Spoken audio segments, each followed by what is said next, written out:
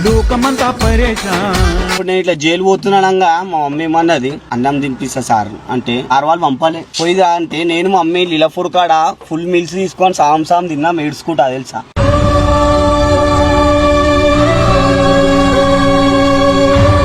Sir నీకేమన్నా రోగం ఉంటే వేరే బ్యారక్ లేదు సార్, రోగం లేకపోతే డబల్ సింగల్ ప్రతి ఒక్క ఉంటది. మంజీరా, నర్మదా, గోదావరి, కావేరి, కృష్ణ, సాగర్, డబల్ సింగల్, సాగర్ అన్ని బ్యారక్లు ఉంటాయి. 20-30 బాత్రూమ్లు ఉంటాయి. నువ్వు మధ్యలో బాత్రూమ్ లో వేస్తే ఇటు సైడ్ కి పిడ్స్ వస్తుంది, ఇటు సైడ్ కి పిడ్స్ వస్తుంది. ఎందుకు మందు బయట నశ లోపల ఏం నశ తిరగాల బయట నువ్వు లోపల ఉండి ఒక 2 పూటలు అయితే బరాబర్ నీ కడుపు నిండా తింటావేమో గానీ టీవీ ఉంటది ఇంత టీవీ పెట్టి చూస్తావేమో గానీ అమ్మాయి బయట కష్టపడే మెయిన్ థింగ్ టైం కి తింటాడేమో కాదు, ఆ ఫుడ్ కూడా కరెక్ట్ ఉండదు, అసలు అంతా కరెంట్ వస్తుంది. చెప్తున్నా కదా 1800 మందికి ఉండాలంటే కట్టల మీద అవుతుందా అసలు కరెంటే అంతా.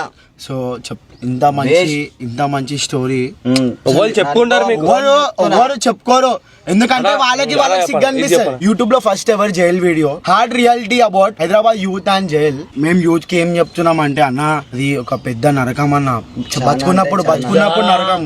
ఒక్కసారి నువ్వు పైసలు వెనకాల వాడు, ఒక్కసారి పైసలు చూడు, ఒక్కసారి పైసలు చూస్తే నువ్వు వింటున్నావు. అందరు నేను కలవాడతారు అరే ఎట్లా కమాయించింది ఏంది రాబోయ్ అరే బాయ్ ఇట్లా ఎవరు చెప్పాడు బా, ఇవన్నీ ఎవరు చెప్పాలి.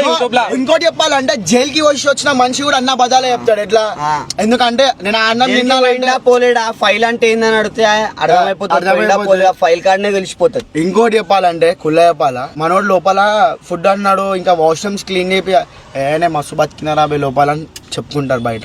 అది అట్లా ఇంకొకటి ఎంత సిగ్గుబాటు ఏముంటది తెలుసా, వీళ్ళు చెప్పే దాంట్లో చూసిరా కిందికి వెళ్ళి వాష్రూమ్ పోతామా, లొంగి పోయినామా అట్లా లొంగి బయట వాష్రూమ్ డోర్ ఎట్లుంటది తెలుసా, సగం ఈడికి సగం కిందికి. ఈ పార్ట్ మనకి అట కనిపిస్తుంది ఎందుకంటే చిన్న బాత్రూమ్ లో మనం వేసుకోగల.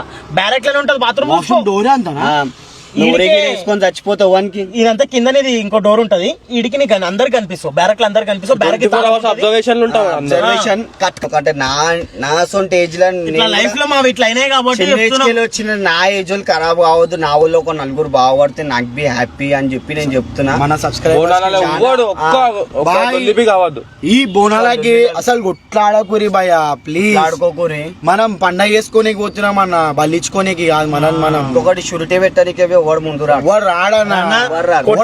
నిమిషం అన్నా, నీ కొట్టే ముందు ఒక్కటి ఆలోచించురానా, ఆయనకి అమ్మాయి ఉన్నారు అని చెప్పేసి వద్దన్నా. వాళ్ళ అమ్మాయిలు ఎంత బాధపడతారు, నా కొడుకు ఇట్లా, నా కొడుకు వాళ్ళ అమ్మాయి ఎంత బాధపడతారు.